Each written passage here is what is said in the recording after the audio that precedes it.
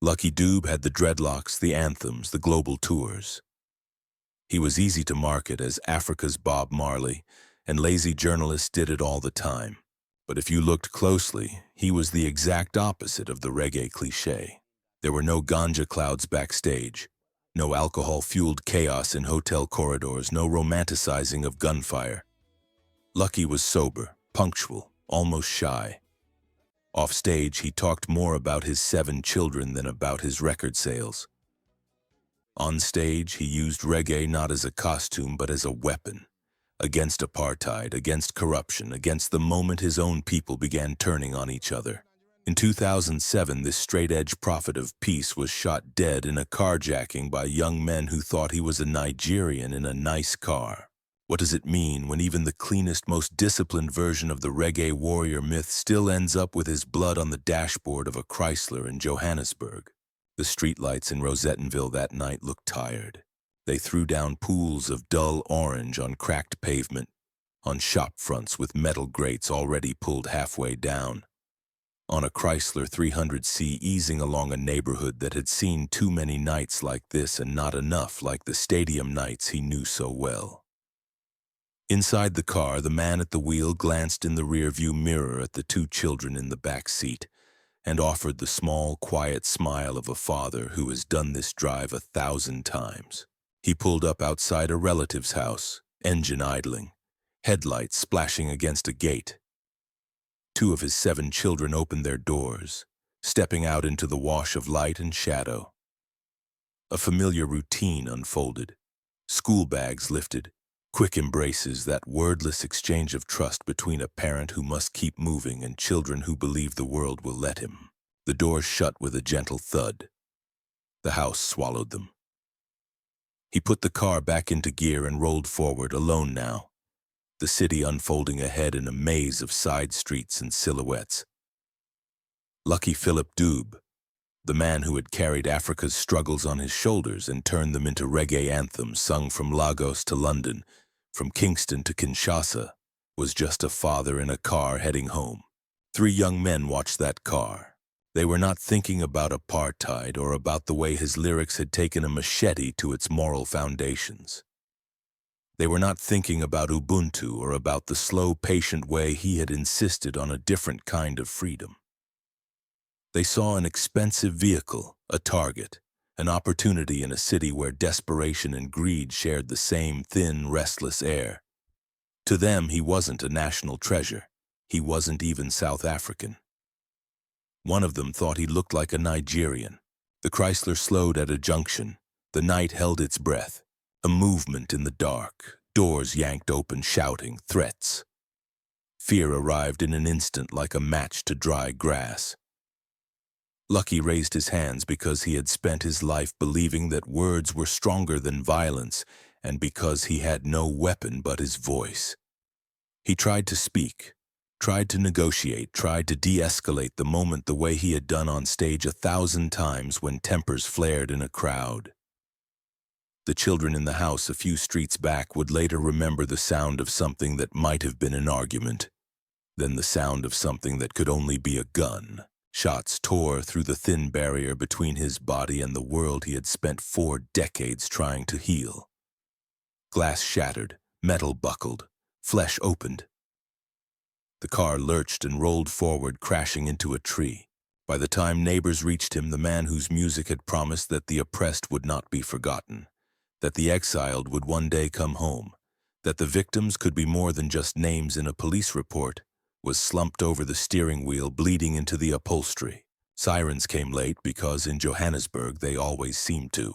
At the hospital, bright lights and urgent hands tried to pull him back.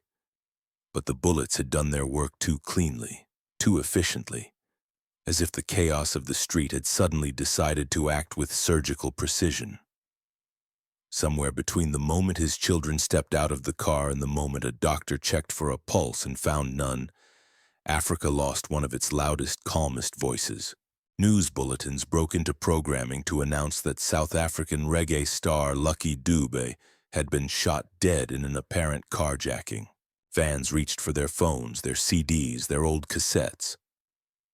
Politicians reached for their talking points.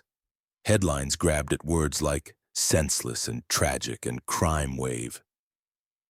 Across the world, people who had never set foot in South Africa felt something twist inside them.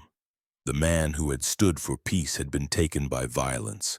The man who had sung about victims had become one. But before the headlines in the courtroom where 3 men would eventually stand to hear the word life pronounced over them, there was another night in another part of the country when a child without a name almost did not live long enough to be anything at all. In the beginning, he was just the boy. His mother, Sarah, had buried more children than she had held. Miscarriages carved wounds into the quiet of her rural life near Ermelo in the Transvaal. Each time a pregnancy failed, neighbors brought food and whispers the kind that talk about curses and bad luck when science and medicine are too far away to offer explanations. When this child arrived, she did not dare to name him. Why give the fragile thing a word if the word would only have to be spoken in past tense? For months he existed in that strange, unnamed space between arrival and belonging. The boy, they called him, a small bundle of breath and need in a world that had not decided yet if it would keep him. The land around them did not care. Corn still pushed up through the soil. Wind still combed the grass. The sky, wide and indifferent, hung over a country carved up by laws that said some lives mattered more than others. In that hierarchy, a black child born to a single mother in rural apartheid-era Transvaal ranked somewhere near the bottom. The boy got sick. Fevers came in waves. His little body trembled, burned, cooled, burned again. Sarah and the grandmother, who would become more of a mother than anyone, took turns sitting up at night, wiping sweat from his forehead, whispering prayers to a God they hoped was listening. There was no guarantee of doctors, no easy path to clinics. There was just stubborn love and whatever remedies they could find. He survived. For a woman who had learned not to expect that, survival was a miracle. She looked down at the child who refused to leave her, whose lungs insisted on filling and emptying, whose heart kept beating despite everything. And she understood that to call him anything ordinary would be an insult. Lucky, she said. The word settled over him like a blessing and a dare. Lucky. The boy who lived when others did not. The boy who was expected to make that survival mean something more than itself. His earliest memories were of dust and green things and the tired hands of women. Men drifted in and out of the picture. It was his grandmother, Sarah, who became the fixed point. She was not wealthy. She could not hand him an inheritance. What she had was a kind of fierce, uncomplaining resilience, the kind that measures out food carefully, that calculates how many school uniforms can be patched before they must be replaced, that understands the weight of responsibility better than any politician talking about it on the radio. Lucky learned early that money did not appear just because you needed it. He worked as a gardener, trimming hedges and tending flower beds on other people's land, his small hands coaxing beauty out of soil in return for a few coins that could stretch the household budget a little further. He would come home with dirt under his nails and a tiredness in his bones that had nothing to do with running and play. The apartheid system around him was a fact of life, as much a part of his landscape as the hills and the fences. There were towns he could not enter freely, schools he could not attend, choices he could not make. In the newspapers he sometimes carried for others, headlines announced the decisions of white men in faraway buildings. On the radio, men with clipped accents spoke about order and stability. On the streets, armored vehicles and rifles explained exactly what those words meant. For a while, Lucky accepted that his future would be bounded by that reality. A job was a job. Gardening was honest work. There was no shame in it.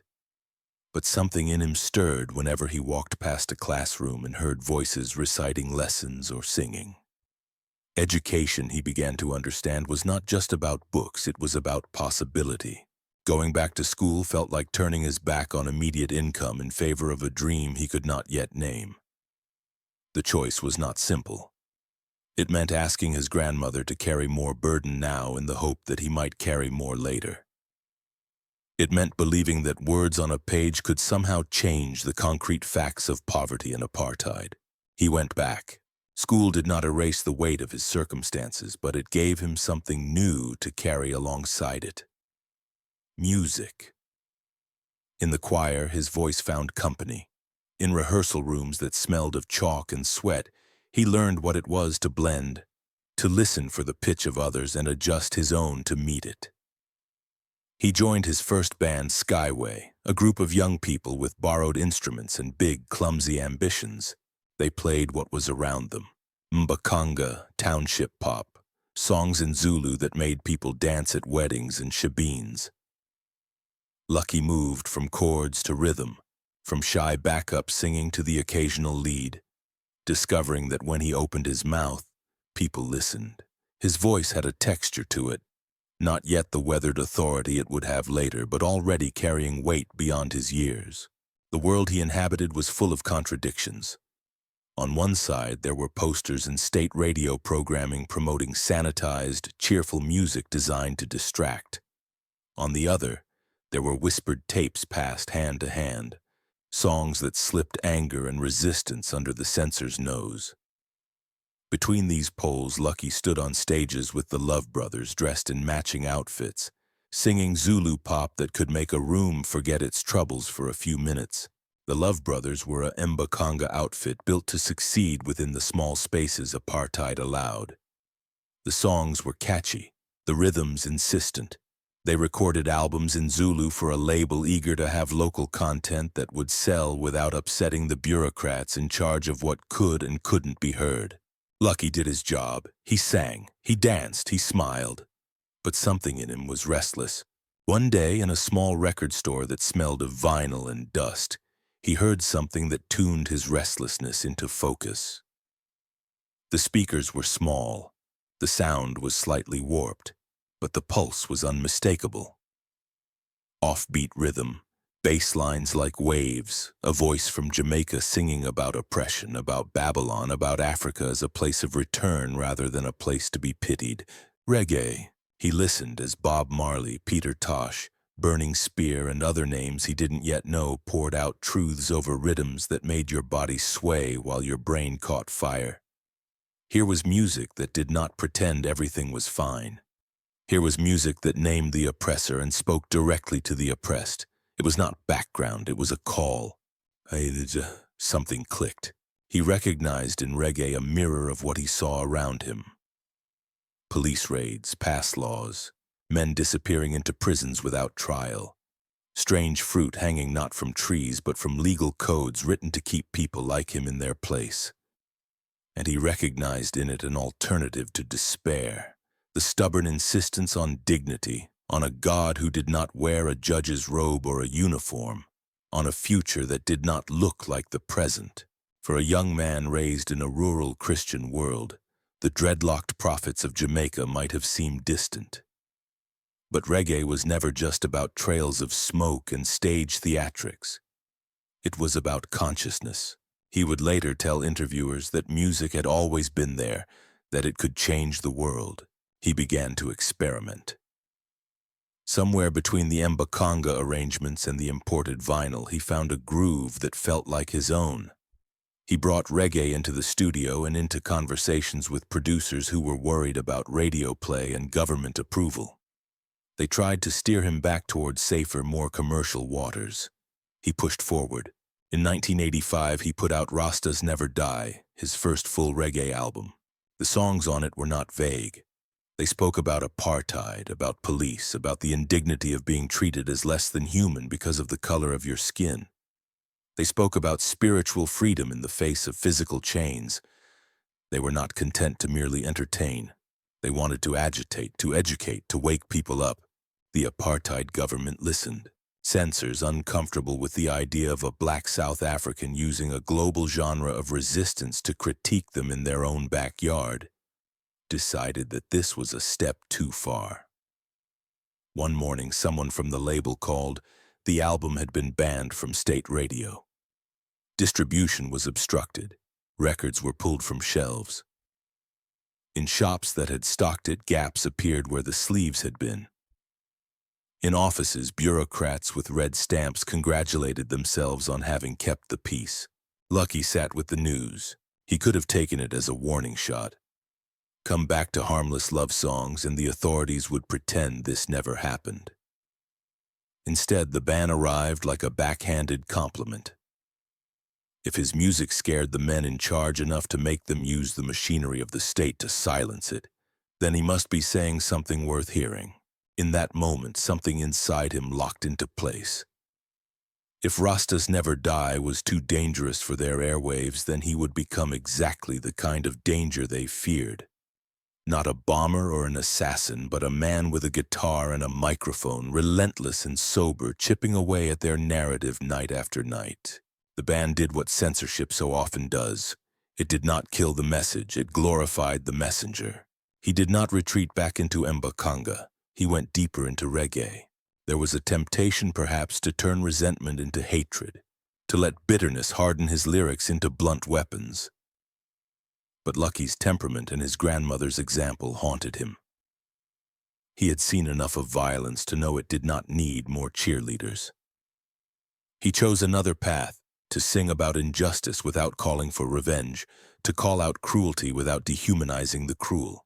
He made it clear that if being Rasta meant only dreadlocks and ganja smoke, then he was not Rasta. For him, Rastafari was not a costume. It was a discipline.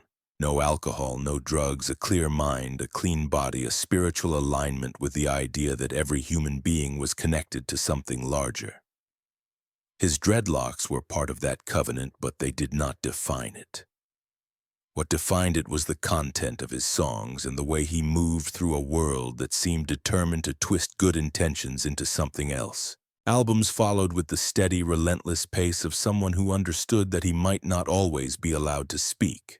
Slave in 1987, Prisoner in 1989, House of Exile in 1991, Victims in 1993.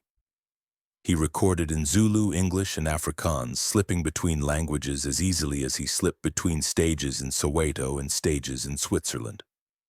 His lyrics painted pictures of shacks and shanty towns, of men in uniforms, of mothers waiting for sons who never came home. They also painted pictures of hope, of children learning, of people laying down weapons, of a South Africa that could be more than the nightmare it had been made into. Slave and Prisoner tapped into something beyond borders. People who had never seen a Caspier or a whites-only sign heard their own struggles in the choruses. The idea of being enslaved by debt, by addiction, by corrupt leaders, by history. These were not exclusively South African shackles. His voice, rich and steady, carried across language barriers. Even when listeners could not parse every word, they understood the emotion. On long drives between towns, he would sit in the back of a minibus or on a plane, notebook open, scribbling lines that might become verses or might remain private. Band members would joke quietly, but they also knew that this was the core of what kept the machine around them honest. A man constantly translating lived reality into melody and metaphor.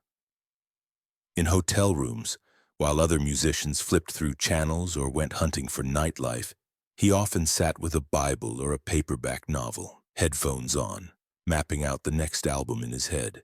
Victims cut closer to the bone. By the early 1990s, the apartheid regime was crumbling. Nelson Mandela walked free. Negotiations were underway. Flags and slogans changed. But in the townships, something else was happening. Crime. Weapons that had once been pointed outward at soldiers and police turned inward. The poor robbed the poor. The previously oppressed found new ways to hurt one another. Lucky looked at that and refused to ignore it. A victim spoke about the people caught in the crossfire of their own community's violence. It asked hard questions about what freedom meant if the newly liberated were turning on each other. It refused to let anyone hide behind easy narratives about heroes and villains. In doing so, it made him a different kind of target, not for government censors this time, but for those who preferred their music less complicated than reality. While the country lurched from oppression to transition, his career soared. He toured across Africa, across Europe, across the Caribbean, across the Americas. At Reggae Sunsplash in Jamaica in 1991, thousands of miles from the farm where his grandmother once counted coins, he stood under stage lights and felt the roar of a crowd that had come to see him as one of reggae's true standard-bearers. When the organizers tried to end his set, the audience refused to let him go, demanding an encore that stretched on for more than 20 minutes. The cameras caught more than just a performance. They caught a man who looked at home in the role history had carved out for him, dreadlocks swinging, coat trailing. The band behind him locked into a groove that seemed to lift the entire field off the ground. Between songs, he spoke less than many frontmen. When he did, the words were plain and measured, never showy. The drama was in the music, not in his ego. On that stage, the boy who had once been afraid to be named became a man the world refused to let walk off quietly. He shared bills with Peter Gabriel, Sting, Sinead O'Connor, Ziggy Marley, Seal, Celine Dion. At Live 8 in Johannesburg in 2005, he sang about ending poverty on a stage set up to broadcast South Africa's new optimism to the rest of the world. The dreadlocked figure in a long coat, microphone wrapped in his hand like a staff, seemed every inch the warrior his fans called him. Africa's reggae soldier. Yet the more global his career became, the more rooted he stayed in the ordinary rhythms of family life. If cameras had followed him home after a stadium show, they would not have found a man drowning in excess. They would have seen homework spread across a kitchen table, a tired father listening to stories from school, a pot simmering on the stove while he absent-mindedly hummed a melody that might, months later, become a chorus millions would sing. He carried his stage persona like a uniform, put on before the show, taken off carefully afterward, folded and set aside so that the man underneath could breathe. If you met him off stage, you would have encountered someone very different from the caricature of the reggae star. He was sober, he was punctual, he was quiet, even shy. He talked more about his children than about his albums. Journalists who came prepared to write about smoke-filled studios and wild backstage scenes found instead a man discussing education, community, the need for men to show up for their families. On tour, while others went looking for parties, he often went back to his room to call home. The discipline that kept him away from substances also kept him tethered to his purpose. He sang about apartheid until it fell. Then, when the legal structure of oppression crumbled, he did not pack up his fire and go home. He turned his attention to what was replacing it: corruption, inequality, crime, xenophobia.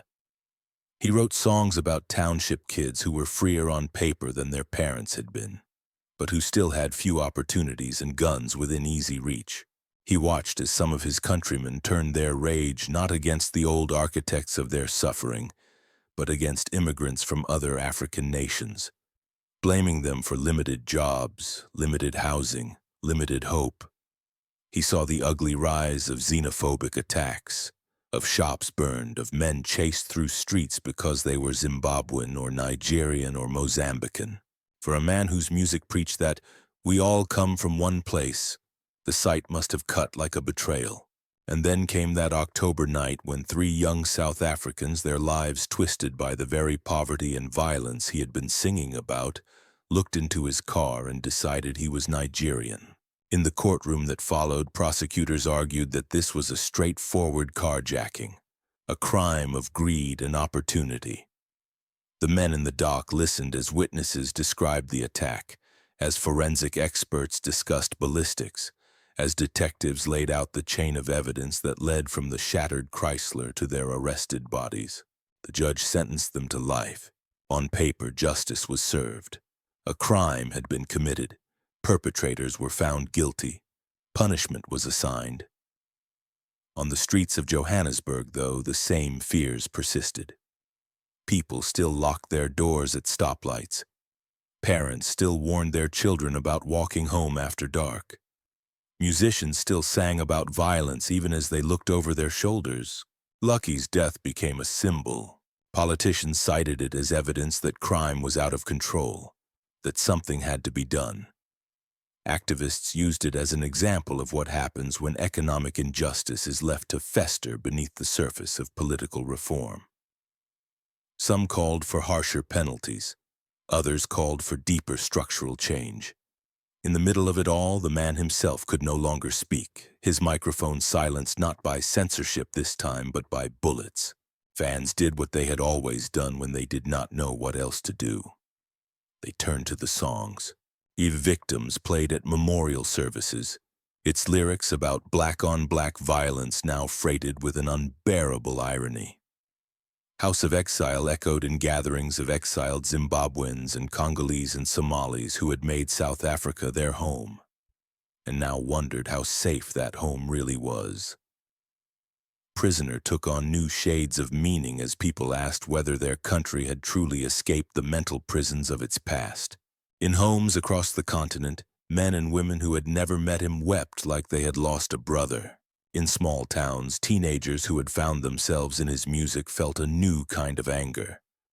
Not the directionless anger of those looking for a fight, but the focused anger of those who realize that even their heroes are vulnerable, that no amount of goodness or talent or purpose can make you bulletproof in a system that has not yet learned how to value life.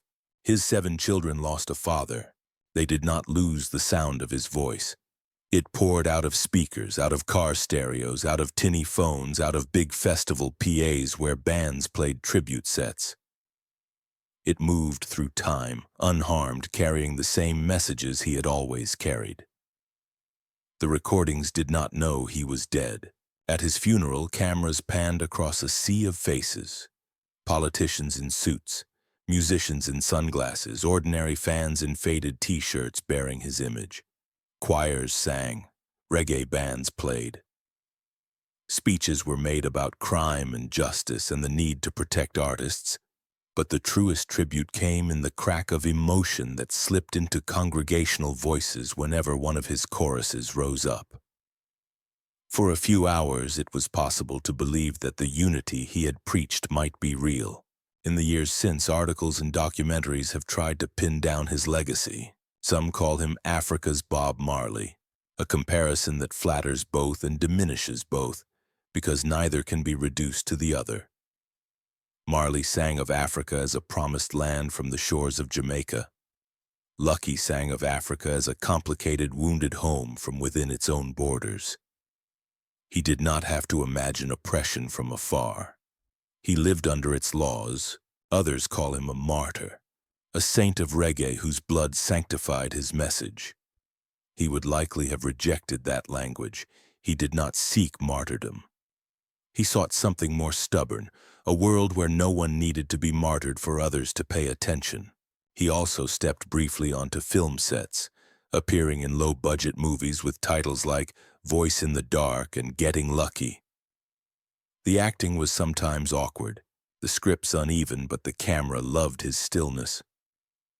Even when he was simply walking through a frame, there was a gravity to him, as if the worlds he sang about on stage clung to him in every medium.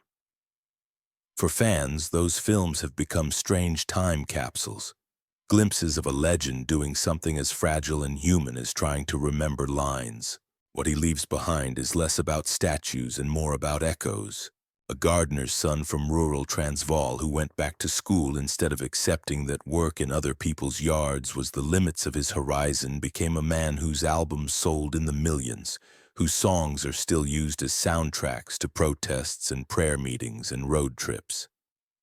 A boy who almost died without a name gave his name to an energy that refuses to die, a refusal to accept injustice as normal, a belief that dignity is non-negotiable.